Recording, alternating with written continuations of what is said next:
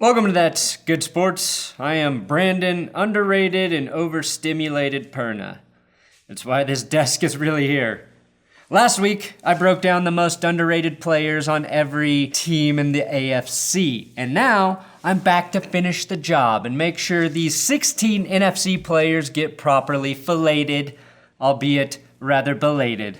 Unless one of these players gets traded, then this video will look immediately dated. And fair warning, it is best consumed if you are already faded. And by the time this is done, you'll walk away jaded. This is the NFC most underrated players on every team. Whew. Let's get sports.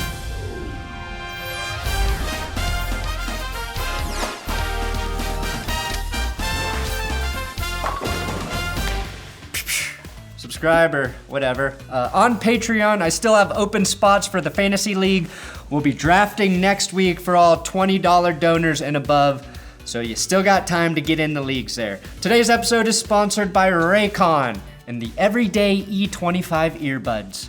Have you ever wanted earbuds so amazing that you could hear subtle subliminal advertising with outstanding clarity?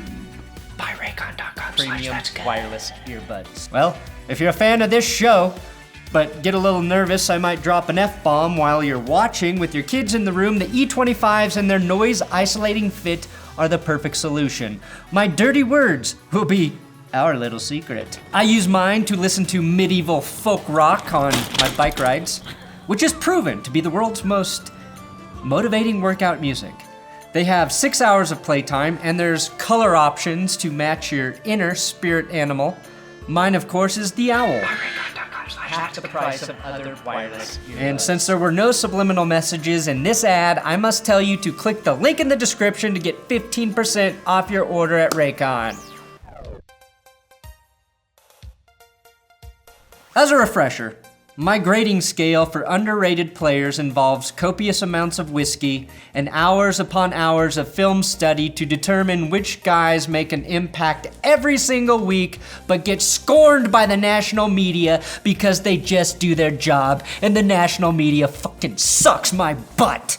My apologies, I just got another rejection letter from big business, so you can understand the anger. Let's start with the 49ers. The 49ers are truly a team. There's not one guy, save for arguably George Kittle, that you can say is clearly the best player on the team. But on a defense where Richard Sherman and Nick Bosa get a ton of attention, Fred Warner is the guy that keeps the whole thing working smoothly. He doesn't talk a lot, is probably the youngest Fred in the world, and has somehow never gotten so much as a Pro Bowl nod despite being their leading tackler the last 2 seasons as a third-round pick at linebacker.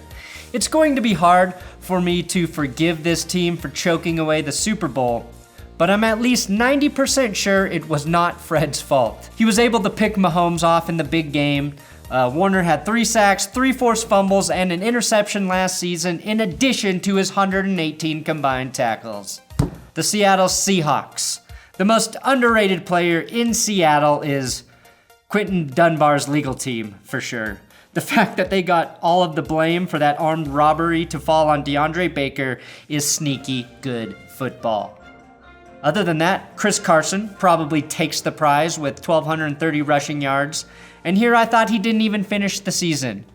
Oh, that's right, he didn't. He was injured week 16 along with all of the other Seattle Seahawks running backs, forcing them to sign Marshawn Lynch for the playoffs. I don't think Carson is underrated amongst fantasy football players, but he has yet to play a full 16 games and somehow produced very quiet back-to-back 1,000-yard rushing seasons behind a notoriously atrocious offensive line.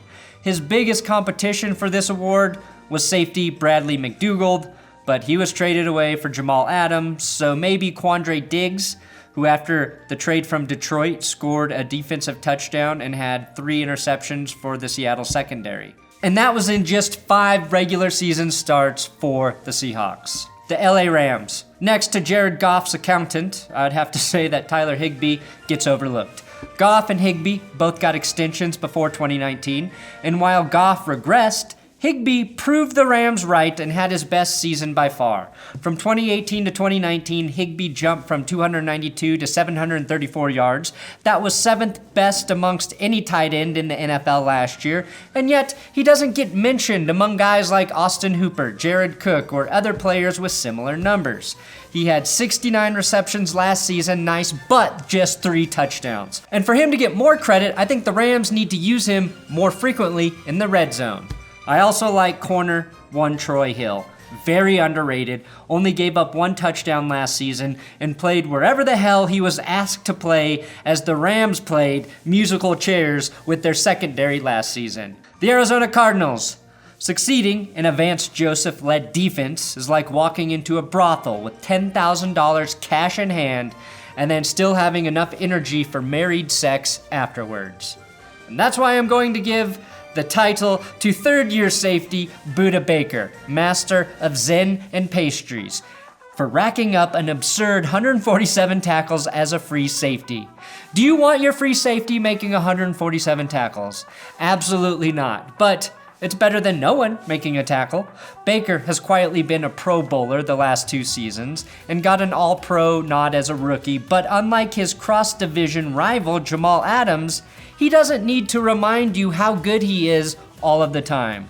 The reason Baker isn't talked about more on a national level is because he has 0 career interceptions and had a half a sack last year. Knowing my daughter will be born in less than a month, I can confirm to Baker you can do a lot with a half of a sack. The Detroit Lions! Definitely not Matt Patricia's wife. Maybe if he got laid more, he'd stop being such a dick. Do you think the pencil stays in during sex? Most likely it does, so he can take notes after and then show his wife in writing all of the mistakes she made between the sheets. His quarterback, depending on who you listen to, is either the most underrated, me, or overrated player of all time. And I think it's the former, whatever that means. Stafford was on pace for 38 touchdowns and 10 picks before he got hurt, but to give someone else a little shine, I think Jamal Agnew is one of the best returners who never gets talked about. Agnew was a first-team All-Pro as a rookie when he took back 2 punts for touchdowns, and this last season, he had 2 more return touchdowns, minus the accolades. And I think this is the first returner, and only returner, on the list. The Green Bay Packers. The Smith brothers, Preston and Darius Smith, got most of the attention last year for that improved Packers defense, but Adrian Amos shored up the back end of the unit. 2 picks, a sack, and only 1 touchdown allowed from the safety spot for Amos, who came over from the rival Bears. Amos's play, coupled with a breakout season from Jair Alexander, was the reason the Packers went 13-3, even without a particularly explosive season from Aaron Rodgers and his receiving corpses. Maybe Aaron Rodgers refused to go down on Olivia Munn. But I know in my heart of hearts, Alan Lazard would never say no to using his underrated tongue like a lizard.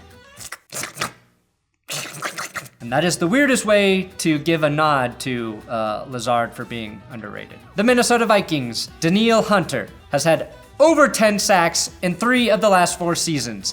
14.5 in 2019 and 2018. He also had 3 forced fumbles last season, and even though every Vikings fan loves him, he's not a name that gets a lot of the national attention. Amongst all other NFL sack leaders in 2019, Hunter had more solo and combined tackles.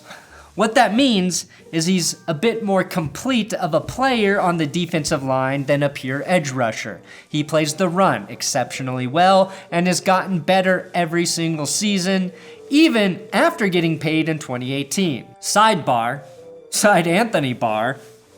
I need football to start soon. Side note, based on some of the grabs he's making at practice, and his 111 catches at LSU last year, Justin Jefferson is going to play well right away. That's my prediction. Knowing Aaron Rodgers wanted the Packers to draft Jefferson, the Vikings low-key snaked the hell out of Green Bay by taking Jefferson at 22 and quite possibly prematurely ending Aaron Rodgers' career with the Packers. That is a lethal draft pick. The Chicago Bears.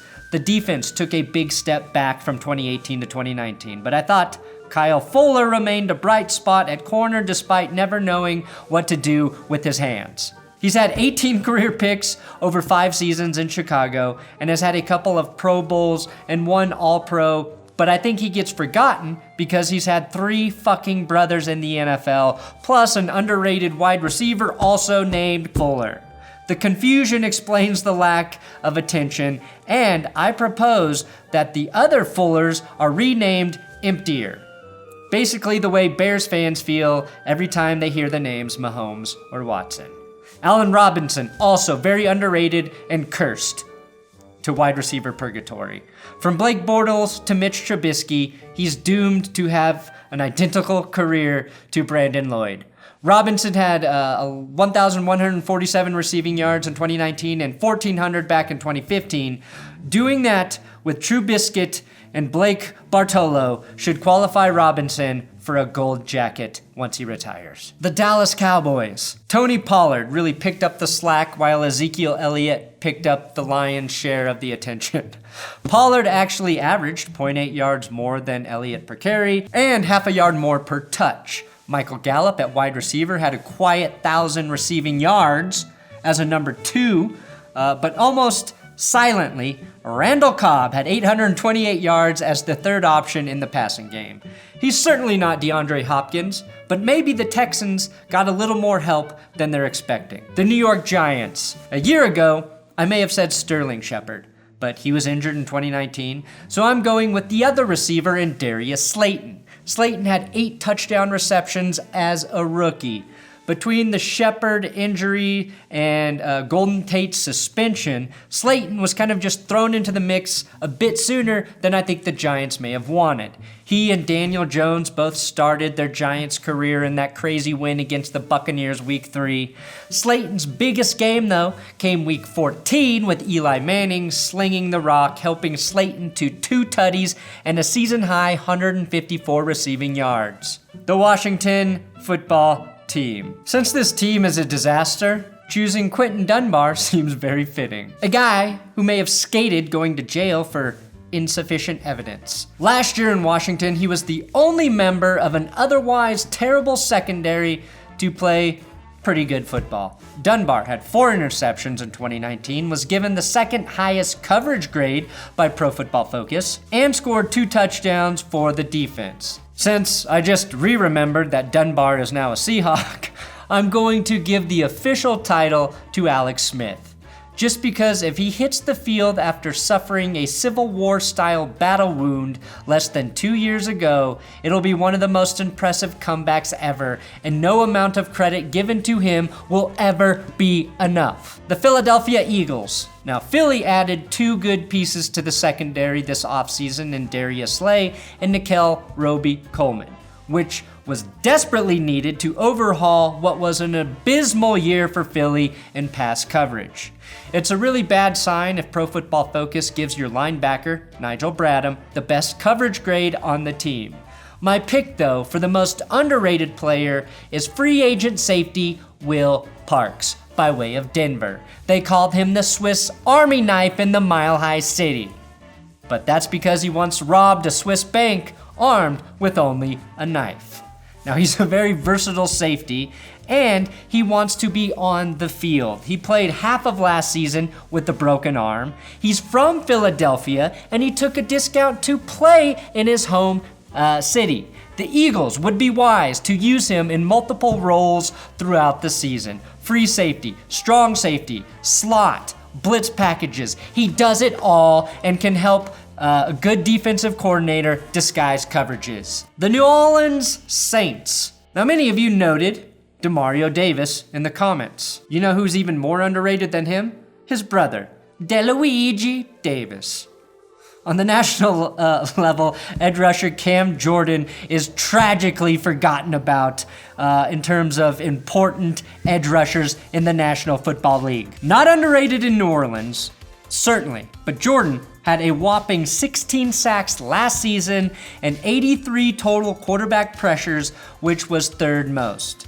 Now, you could argue Latavius Murray had an underrated season, but I'm going to say this. The Saints made one of the most underrated dipshit dumbass moves by not keeping Mark Ingram in that backfield with Alvin Kamara. In Ingram's last season with the Saints, he was suspended for 4 games and still had more rushing yards and touchdowns than Latavius Murray. Tampa Bay Buccaneers. Is it still Shaq Barrett?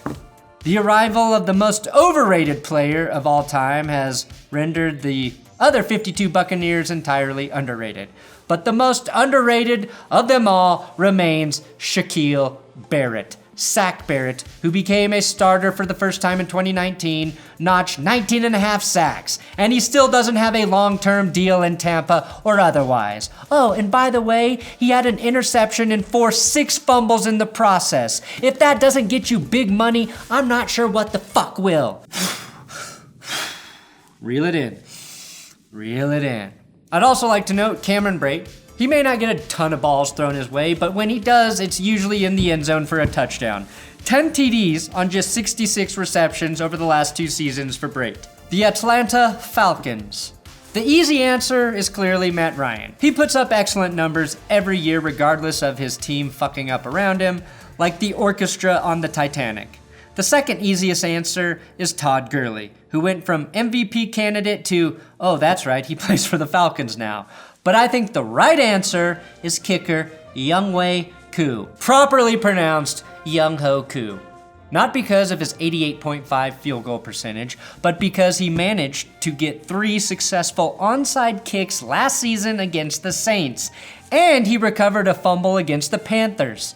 That doesn't get enough attention outside of anyone other than me and, say, Mina Kimes. Koo made 23 of 26 field goals for Hotlanta last season.